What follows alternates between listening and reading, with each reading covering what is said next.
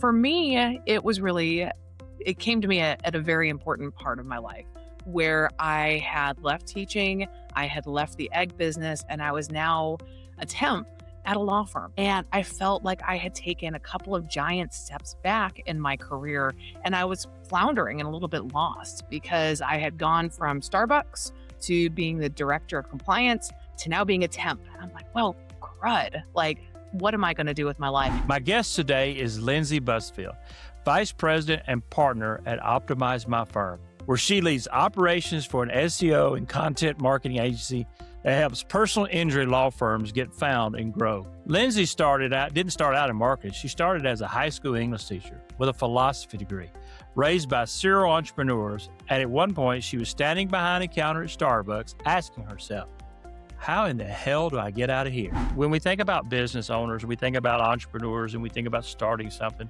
and to ask for help or to admit that I did it wrong is very hard for people. And if you're a lawyer, you're a smart person, but most are very prideful people. They know there's problems, but they don't want to talk about it because it makes them look weak or something like that. But the ones that say, hey, you know what, Lindsey, come in, I need your help, are the ones that succeed.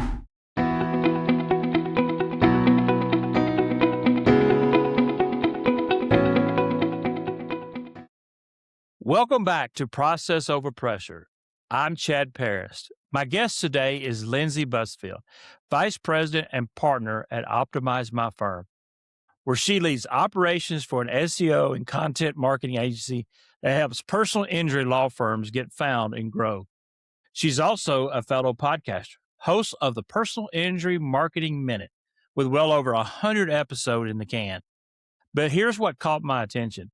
Lindsey didn't start out in marketing. She started as a high school English teacher with a philosophy degree, raised by serial entrepreneurs. And at one point, she was standing behind a counter at Starbucks asking herself, how in the hell do I get out of here?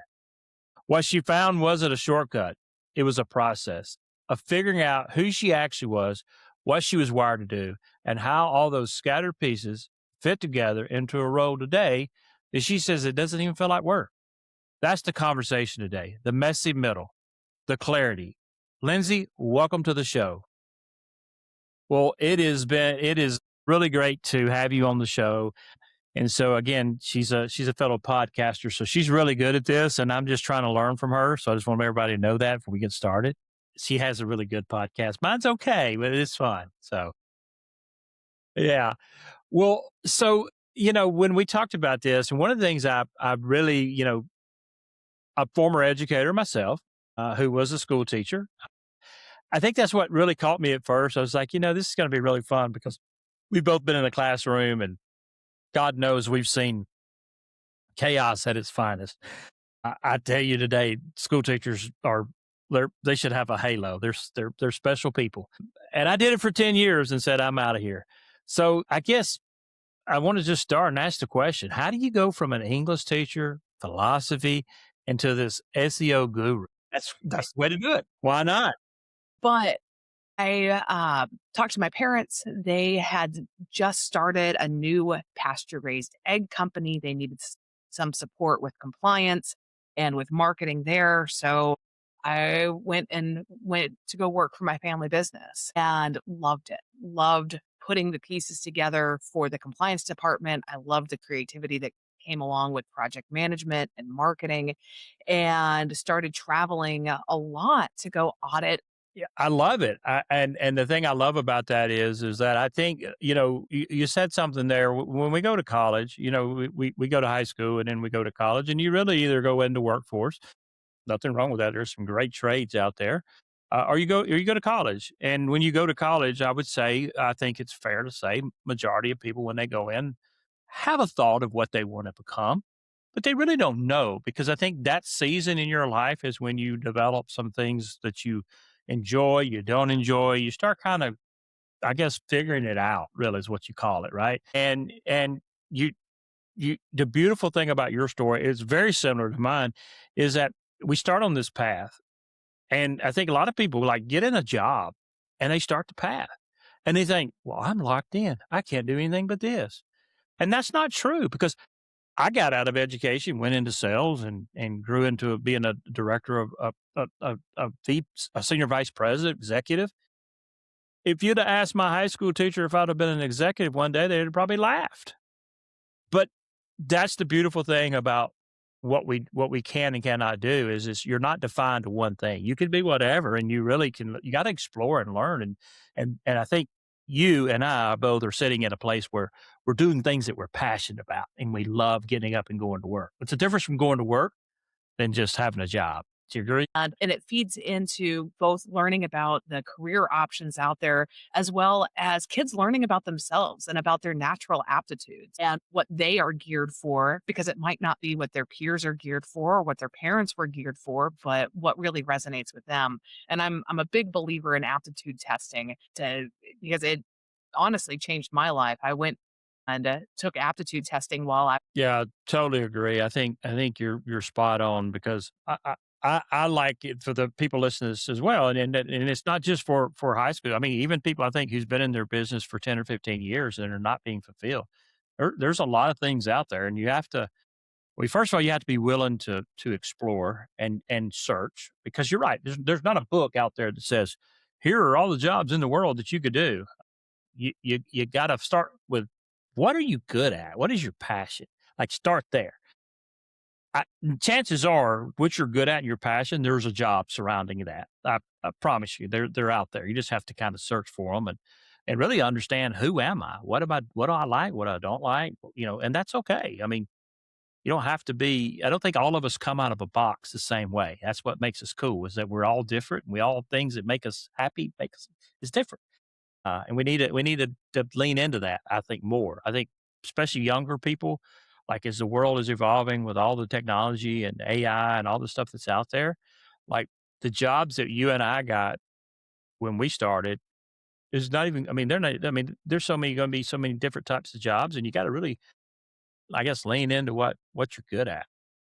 You do. And AI is clearly coming in and changing a lot of things. And I recently wrote an article about how AI is going to be reshaping the workforce. And because there's a lot of fear around it. And it's how do I raise my kids for jobs that are going to be obsolete? And how do you know which jobs are going to be obsolete in 10 years? And how do you know, make adjustments for that?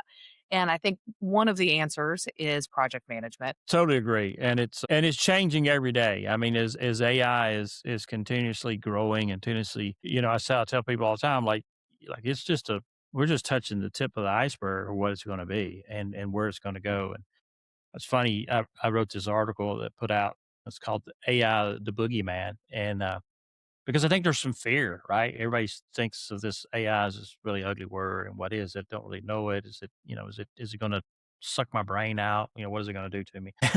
And so I wrote this article based on that because I think there's some people that just are fearful of it, and rightfully so. Anytime you start having things that come out that are going to what we all hear, I mean, we hear this a lot. What's going to replace people? Like we're just not going to have people do anything. We're going to do all that. And, you know, I hear that, and I think it's a great point, but I also think you're missing the grand scheme of thing because even with AI, there's still a human element that has to be there.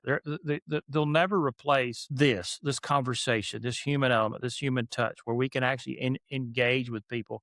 And I think when COVID happened, we all went into this recluse state of mind, rightfully so, and I'm not being political, but wherever you decide you sit on it, I don't care. But we did. I mean, at the end of the day, we all went to our own little spot and we kind of reclused and I think that mindset really kind of shifted a lot of people's belief and thought, well, if I don't really need to hire people, I can do it on my own. And I don't think that's true. I think this human element will always be there and it needs to be there. I'm a firm believer in looking at AI as a is a workflow solution to help your people be more successful. Building in those skills to be able to adapt and change with technology. Couldn't have said it better myself. That is just fantastic the way you said that, and that's so true. I wanna lean back into something just that you talked about a little bit earlier, and because I definitely want to make sure that I talk about this. I think it's really cool. you took a 3-day aptitude test. You went to New York, took a 3-day aptitude test, because you mentioned about, aptitude and finding who you are and all those. And, we all I think people listening are like, "Oh my god, I gotta take a test to tell me who I am." So, I wanted to talk about that because I think it's a very important thing in helping people understand their gifts, what they're created to do. And so tell me a little bit about that, and not only the test you took, but what it helped you think about your career and where you wanted to go, and how it helped your clarity and your vision of where does, where do I go and where do I fit?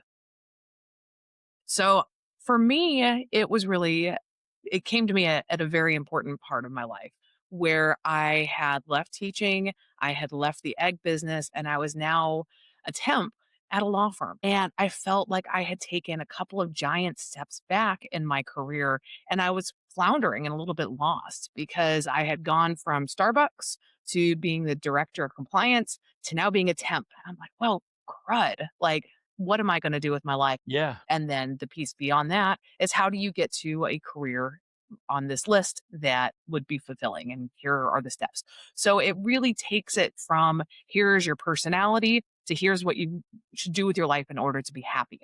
Mm. And it's a really cool process. And for me, my natural aptitudes were that I enjoy being a subject matter expert. I have great reasoning skills. I'm very logical, and I think that's so cool because, we often we there's a lot of different tests out there. There's a lot of things of, and I would imagine a lot of people have taken them, right? Some employees require you to take them now before you even start the job with them. And I used to have this thought about them as like, "Oh, man, those things don't work. They're no good. This is dumb," right?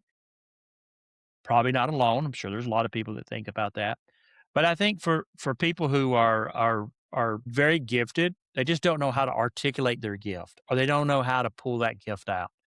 I think these tests are fantastic because it helps you to be in the right thing. Think about it like this: when we go do a job or we have something that we do, we we either in two classifications. We're either doing the job that we hate and we're miserable and we go to and we're going because and then it's end up being just about a paycheck and we're miserable and we do that and like we can't wait to retire.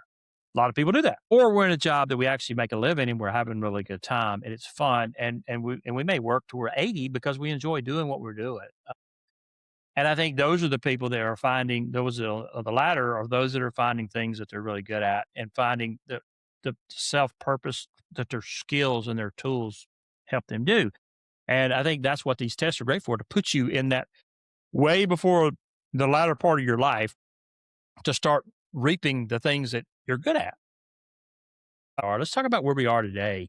Myself included, yourself, you're an entrepreneur, you're a business owner. I'm an entrepreneur, I'm a business owner. There's a belief out there that, when we decided that we are going to open our own business, that we just became instant millionaires. Not true. And so I always like to talk about that because I think there's this. If I had a dollar for every time I heard somebody say, "Man, I'd really like to go and do that. I'd like to start my own company, but never do," I probably wouldn't need to do this podcast nor work. But I think that's being an entrepreneur and yourself and how many years have you been an entrepreneur on your own now? Okay, so in 5 years, what's it been like? What's it like to sit in that seat? So it's I don't know that there's a word that can kind of encapsulate all of it, but it's exciting and there are highs and there are lows. And so a little bit more about my story of how I became a partner here. I started working at Optimize my firm about 7 years ago. My now business partner Len had started it a handful of years before I came on, and it was Len and one other guy. And it was more of a lifestyle business for them. He figured out a system have a similar vision. So for us, it has really been a team project to build this and see where it can go. And yes, it's a challenge day to day, figuring out are the right business development strategies for us, what are the right operational management strategies for us, who's going to be doing what, and how do we hold ourselves and each other accountable. So there's no big picture that we see on a daily basis. It's kind of hard to see the success that we've had when we're still in the weeds. Yeah, I think, that's so true, and you talked about you mentioned kinda what what you're doing, and the part that a lot of that resonated with me, but the accountability part, and I think, I don't know, that really, like, kinda touched me a little bit on that, and the fact that I think when we think about business owners, we think about entrepreneurs, and we think about starting something, oftentimes I have conversation with business owners, and I don't know the right word to call it. I don't know if it's pride or whatever, but they're in a season where they built something, and to ask for help or to admit that I did it wrong is very hard for people.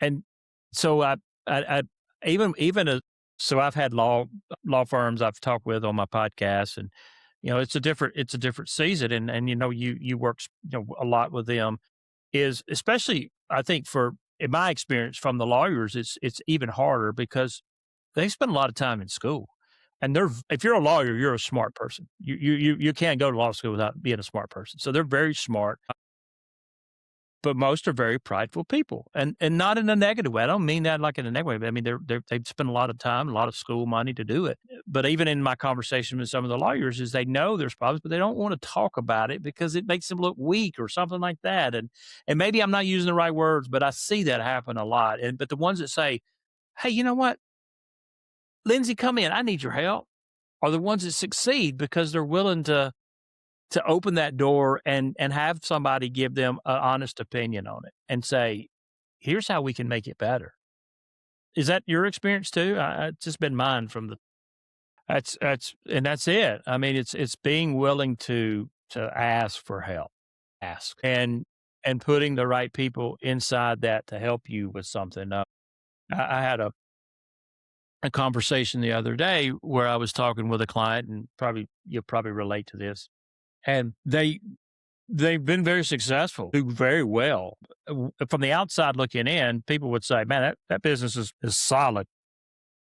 And this happens a lot. And then you get the trust where they ask you to come in and you kind of start doing some deep dive, and you start doing, looking behind the curtain, so to speak, is what I call it. You look behind the curtain and you start offering some suggestions. And I think there was like this aha moment with with him, with this particular person. I'm sure you've dealt with it too, is it's our job as a consultant, as kind of working with people, is to help them see behind that curtain and put it into clarity for them, because sometimes the clarity part is they're especially when they're the owner, they're so busy, like their mind's going a million miles an hour, and goes back to something that you said, is that may not be their aptitude. That may not be what they're really good at.